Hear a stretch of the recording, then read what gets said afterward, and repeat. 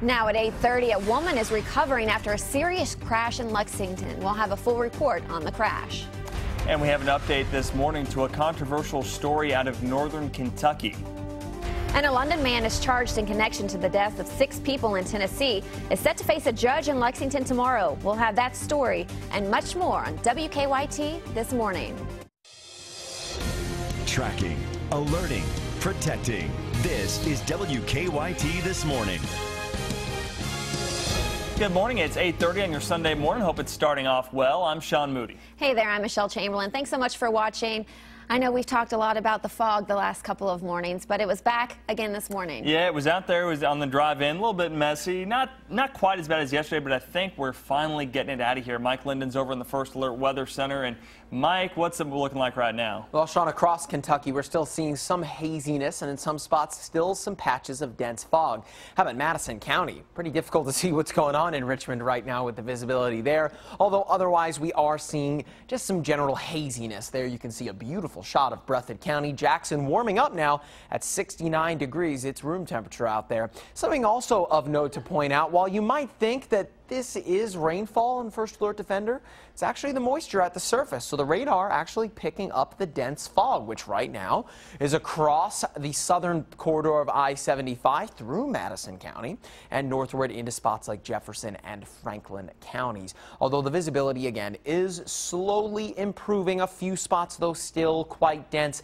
The visibility in Pulaski County at 1 mile or less, that is still going to make it quite tough to drive, especially in spots that are a bit more closed in. Now looking at 2-hour daytime high today, 86. That's right around normal for this time of year, but a small chance at some active weather before it all really changes into the start of our work week.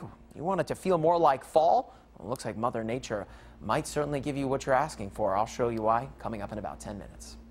Thanks, Mike. New this morning, a woman is recovering from life-threatening injuries after police say she was hit by a van overnight. Yeah, this crash happened around 10:30 on Richmond Road near Old Todd's Road. WKYT's Mark Barber is live at UK Hospital this morning.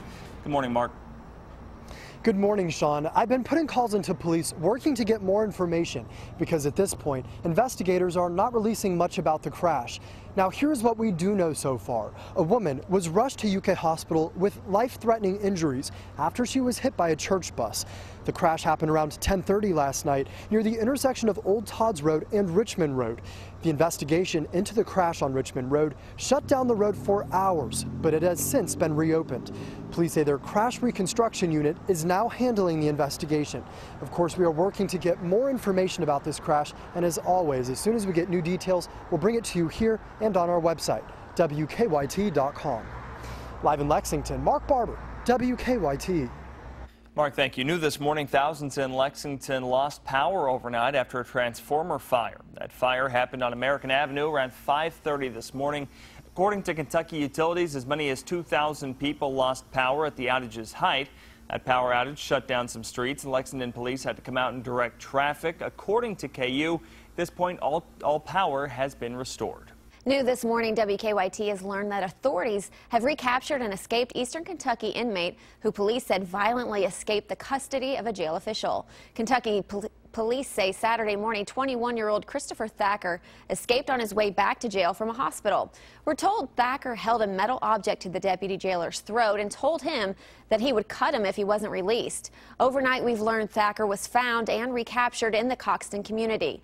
This is according to the Harlan Daily Enterprise. They say, according to an arrest citation, Thacker was found after an anonymous tip led deputies to a home where he was hiding out. He now faces additional escape and wanton endangerment charges. It's been over a week now since a Madison County man went missing in the Red River Gorge. Search crews from more than 20 counties have been searching the gorge for Josh Atkins. Atkins was camping at the Coomer Ridge campground last weekend. When it was time to leave, family said Atkins didn't want to go. They say he suffers from mental illness. Saturday, crews brought in drones and cadaver dogs to help search for the missing man. Like most of us, we do think that he could still be in here because we've not had no reports. And with his condition, we should have had a report from someone by now that had seen him out on the road if he had came out. No clues were found yesterday. The search has been called off. Some individuals will be searching. And also all week, the American Red Cross has been handing out food and drinks for the search crews.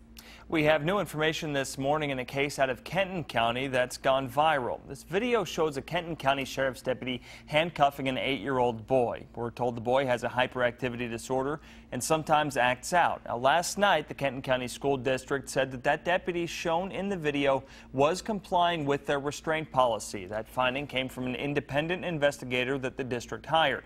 The American Civil Liberties Union and the parents of 2 students are suing the deputy and the sheriff's office. Authorities in Vermont are investigating the death of an inmate who they say was attacked inside a Kentucky prison. An autopsy revealed that 66-year-old James Nicholson died from a combination of heart disease and diabetes at the Lee Adjustment Center here in Kentucky. The autopsy listed the cause of death as undetermined because a medical examiner could not figure out if an assault also played a role. Officials say Nicholson's skull was fractured and his brain was bruised. The legislature's Justice Oversight Committee will hold a hearing next week to look into his death. We've learned that a local water district was at fault for a water tower collapse exactly 1 year ago in Shelby County. A year ago today, the water tower in Waddy collapsed, damaging a church storage building, flooding the post office and nearby homes. The Public Safety Commission says it has cited the U.S. 60 water district for that water tower's collapse. Investigators say the water district was told it needed to fix the tank, but did nothing to repair it. Officials say the water district has agreed to pay a $1,500 fine and to beef up its inspection procedures. A London man charged in connection with 6 people's deaths in Tennessee is set to be in front of a judge tomorrow. WKYT was the only station there as Lexington police arrested Benjamin Brewer Friday evening in the Hamburg shopping center. Earlier this week, a grand jury in Tennessee indicted him on multiple counts of vehicular homicide in connection with a crash that killed 6 people in Tennessee back in June. Now, along with the charges from Tennessee, which he'll be extradited back to face, Brewer faces criminal mischief and drug trafficking charges here in Kentucky. He is set to be arraigned on Monday. Thousands of people laced up their running shoes for the annual Midsommar Night's Run last night. Well, almost everyone but Sean Moody, right? Yeah, you know, maybe next year. WKYT, along with several other organizations, helped sponsor the event. The winner of the men's race was Brennan Fields of Richmond, and the winner of the women's race was Emily Frith of Lexington. Congratulations to everyone who ran. Yeah, we'll start our training program next week. Maybe. I'm going to hold you to that. Yeah. What did you say earlier? Couch to... Yeah, we'll do the couch to 5K. I You ever heard of the couch to 5K? Yeah. I think I did the app for about 2 days. Exactly, same here. All right, it's 8:38 on your Sunday morning. After the break, there was another run in Australia that dwarfed literally every other run on the planet. We'll show you why coming up. Plus, an American learns that he is the king of his own island. That is ahead on WKYT this morning. Still a little hazy to get our Sunday started, but already off to a beautiful sunny start. But I'm tracking cool temperatures that will soon make the summer feel more like the fall. That's all coming up.